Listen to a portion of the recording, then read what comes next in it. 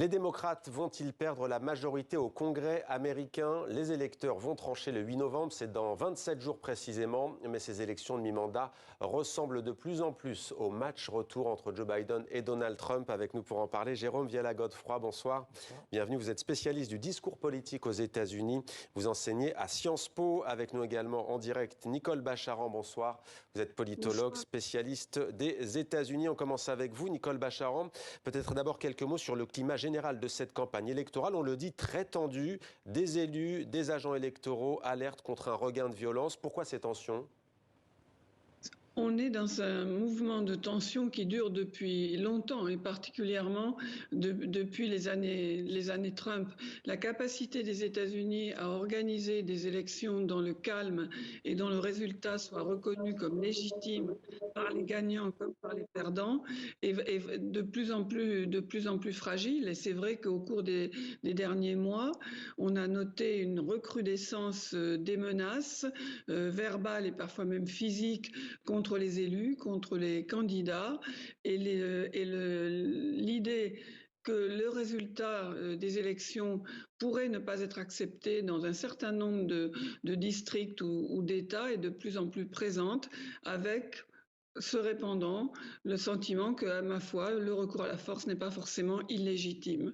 Jérôme Viala-Godefroy, une fenêtre brisée, un homme qui hurle avec une arme à la ceinture et des menaces de mort quotidiennes. Et il y a même les propos d'une sénatrice républicaine, Susan Collins, qui a dit il y a quelques jours dans les colonnes du New York Times cette phrase « Je ne serais pas surpris si un sénateur ou un élu se faisait tuer ». On en est vraiment là ? Ah oui, il y a déjà des appels de certains élus républicains et qui sont pourtant au Congrès et qui ont des propos extrêmement violents. On voit bien que c'est cette violence qui est dans les propos, dans la rhétorique, qui a bien augmenté, y compris d'ailleurs Joe Biden lui-même, qui est passé d'un discours sur l'unité, maintenant parle effectivement des républicains comme étant un danger pour la démocratie. Et Donald Trump, qui a donné ce ton aussi il y a déjà un petit moment, depuis le 6 janvier notamment, parle lui de Joe Biden comme un ennemi de l'État. Donc c'est vraiment à très haut niveau. On voit Marjorie Greene, représentante, c'est elle que je pensais notamment, là, qui a parlé il n'y a pas longtemps de se battre en termes vraiment guerriers contre les démocrates. Une escalade verbale. Alors on va regarder tout de même l'état actuel du Congrès américain. 221 sièges sur 435 à la Chambre des représentants, contre 212 pour les républicains.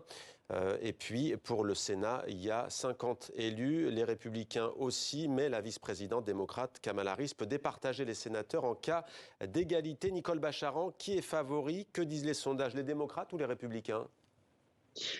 Ils sont dans les sondages plus ou moins à égalité. C'est vrai que toute la dernière année, évidemment, la campagne a battu son plein, a été très suivie. Et au début, on avait cru être dans une situation traditionnelle, c'est que le parti d'opposition, donc le parti républicain, serait largement favori parce que on est toujours assez mécontent du pouvoir en place. Et puis, les électeurs qui ont élu Joe Biden et les démocrates du Congrès avaient moins de raisons de se déplacer. Et puis, il y a eu un retournement avec la décision de la Cour suprême sur l'avortement, qui a révolté quand même une bonne partie du pays, même au-delà du camp démocrate, et tout d'un coup, la certitude, si vous voulez, du résultat n'était plus la même.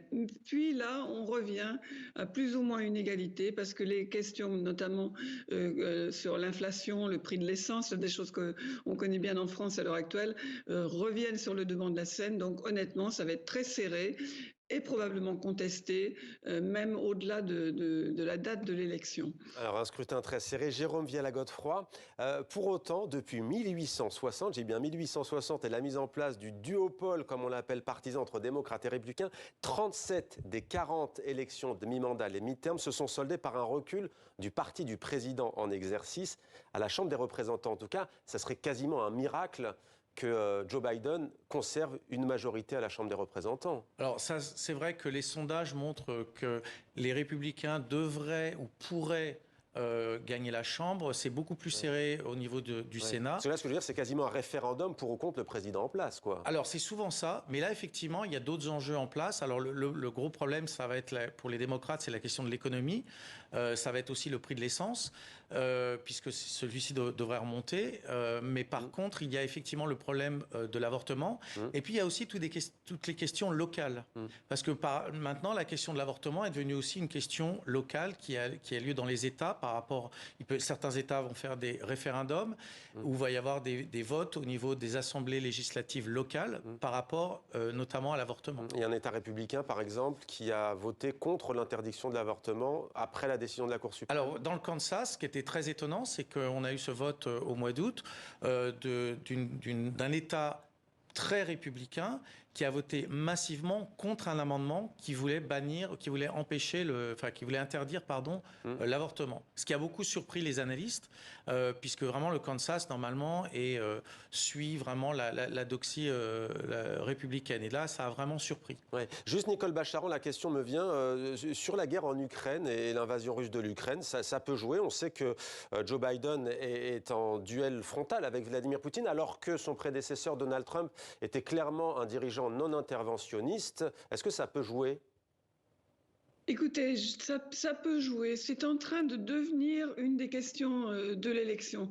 Ça ne l'a pas été pendant pas mal de mois parce que le soutien américain dans les deux partis, également au Congrès, à l'aide à l'Ukraine, était, si ce n'est unanime, mais en tout cas très très largement partagé. Et puis finalement, dans les sondages, on voit que parmi les citoyens, ça n'est plus une question aussi fondamentale, aussi importante.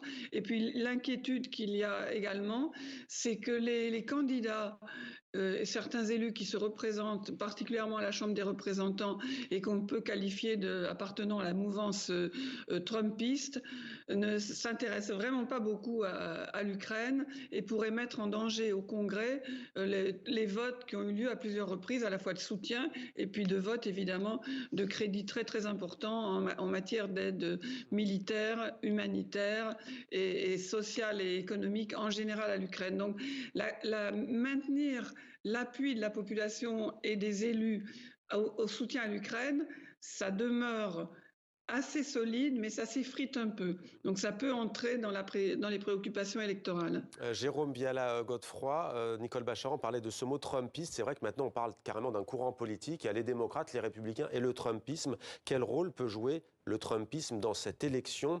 Au mois d'août, il y a eu une primaire, une candidate qui était pourtant pro-Trump, à 93%, on va dire, dans les positions de Donald Trump, mais parce qu'elle s'est opposée à l'invasion du Capitole, parce qu'elle l'a dénoncé, parce qu'elle s'est aussi opposée, avec courage, dit-on, à la contestation de la victoire de Joe Biden, elle a été ostracisée par son propre camp. Elle a perdu contre une candidate encore plus à droite et pro-Trump.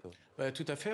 Elle s'appelle d'ailleurs Liz Cheney. Liz Cheney, c'est dans le Wyoming. C'est ça. Et elle était une des deux républicaines qui était à la commission sur le 6 janvier, sur les événements du 6 janvier. Et ce qu'il faut voir, c'est que là, on a à peu près 60% des Américains qui auront sur leur bulletin de vote un candidat républicain qui nie les résultats ou qui remet en cause le résultat des élections de 2020. Et ça s'est jamais vu. Il faut aussi voir que cet électeur-là, il va voter...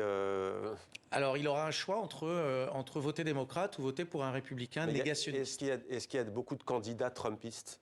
Alors, si l'on considère que, par exemple, la négation du résultat des élections, cette forme de négationnisme, fait partie du trumpisme, effectivement. Oui, mais qu'ils le disent ouvertement dans leur campagne électorale. Certains le disent ouvertement, certains utilisent des biais un petit peu, mais en tout cas, ce chiffre est quand même assez important de voir que 60%, encore une fois, ont vraiment...